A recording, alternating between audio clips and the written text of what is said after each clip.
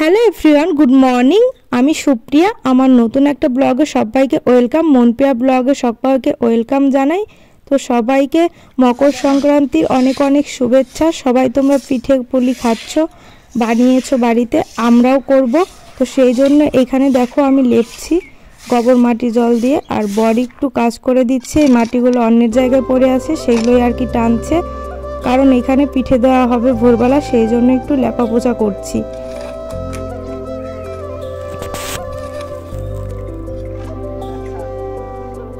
তারপরে দেখো ঘরে আসার পর বর একটু কিন্তু ভাত ভেজে নিচ্ছে। বললাম আমি ভাজি, ও বলছে না আমিই ভাজি, কারণ রবিবার আজকে ও বাড়িতেই থাকবে, সেই জন্য এতটাও তাড়াহুড়া নেই। সকাল সকাল ও যে নিয়ে এসেছে পাঙ্গাস মাছ, তো বলছে পাঙ্গাস মাছ ভাজো, পাঙ্গাস মাছ ভাজি দিয়ে আর এই ভাত ভাজা দিয়ে খাবো। তো সকালবেলা খাওয়াটা হয়ে যাবে, তারপর আমি আস্তে আস্তে রান্নাটা চাপিয়ে দিব। তো তোমরা ভিডিওটা স্কিপ না করে দেখতে থাকো, আশা করছি আজকের ভিডিওটা ভালো লাগবে।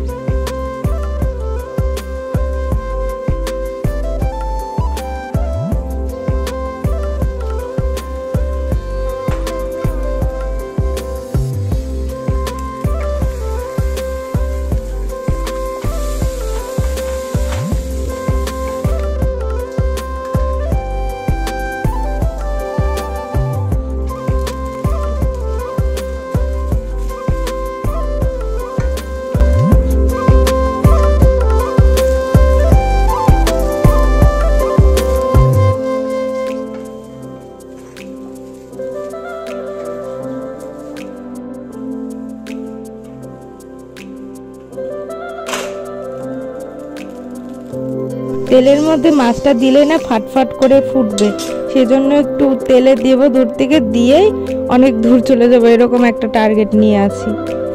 কারণ ফুটে গেলে কিন্তু মুখে চোখে এসে পড়বে তেলগুলো, আর কিন্তু অনেক দাগ হয়ে থাকবে খুব বিচ্ছিরিভাবে।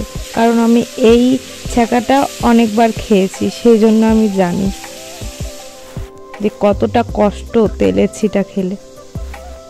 আর এখানে বর একটু স্যালাড করছে, সব কিছু দিয়ে মাখিয়ে একটু ধনেপাতা এনে দিব, তারপর সেগুলো দিয়ে ভাতের সাথে নিয়ে খাবো। সেই টেস্ট, সত্যি বলছি, বর যেগুলো খাওয়ায় না, খুব টেস্টি টেস্টি জিনিসই খাওয়ায়। তো গাইস দেখতে পাচ্ছ সত্যি অনেক ঠান্ডা, অনেক ঠান্ডা। দেখো টুনাটুনি দেখো কিভাবে আছি। স্নান করিনি আজকে, কারণ ভোরবেলা উঠে স্নান করতে হবে, পিঠা দিতে হবে, এই জন্য আজকে ডিউ, কিছু করার নেই। দিদার দাদু এসেছে নিমন্ত্রণ করতে সম্রাটের জন্মদিনের। তারপরে আমরা বাজারে চলে গেলাম। কি করব বলো, একটু একটু করে সবকিছুই হবে, নতুন সংসার বলে কথা। আমি আবার কি বলতে স্ট্যান্ডার্ড ভাষা করতে পারি, পরিষ্কার পাতি বাংলা ভাষা হাত দাও না বাড়িতে, কিন্তু বলে চাইছে ফাটাবো, ফাটায় আমি না পিঠা। আর ওই যে দেখো স্ট্রবেরিটা সুন্দর লাল হচ্ছে আস্তে আস্তে। বেশি খাইতে পারি না, এক দুটো খাবো না। গিলতে তো পারো। শুক্রিয়ারে কইছি যে ওই ভাজা পিঠা বানাইবার কইছি, যেটা তোমরা আমরা মালপোয়া বলি, তোমরা যে কি কও তেল পিঠা, মালপোয়া, অনেক অনেক নাম বলে। এক এক জনাই এক এক রকম ভাষা বলে, বুঝো না? তারপর আবার কেউ কমেন্ট করে না যে বাংলাদেশি, আমার জন্মদিন তো ইন্ডিয়া, আমার বাপ ঠাকুর তো বাংলাদেশি হতে হবে। তো দেখো, দেখতে পাচ্ছ চালের গুঁড়ি, পিঠে খাবো। আজকে রবিবার ছিল, তো মিলে থেকে করে নিয়ে আসা হলো গুঁড়ি। তারপরে ভোরবেলার দিকে আবার পিঠে দিবে বর, ঘুম থেকে উঠে চান করে।